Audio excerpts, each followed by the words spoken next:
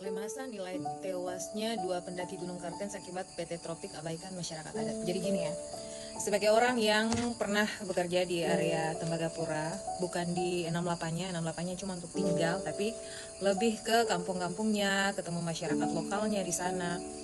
Saya bisa bilang ini hal yang harus diperhatikan ya.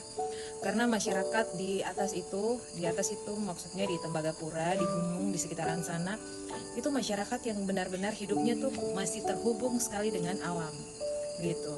Jadi untuk kita orang luar ketika datang ke sana ya kita harus betul-betul mengerti, memahami dan menghormati adat, budaya, kebiasaan di sana.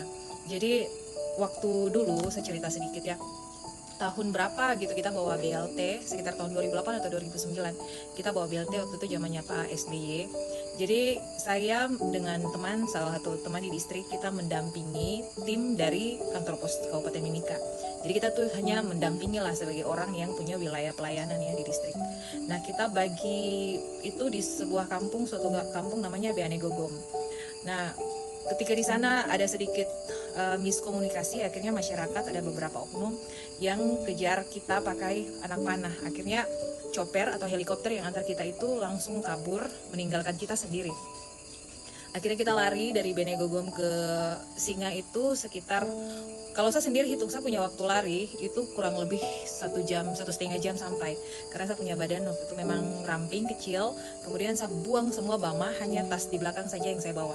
Nah sudah singkat cerita, kita sampai di Singa dan tinggallah kita di situ selama 1 minggu. Kenapa 1 minggu? Karena chopper atau helikopter itu tidak bisa masuk untuk menjemput kita, begitu. Jadi betul-betul kita tuh tinggal di situ.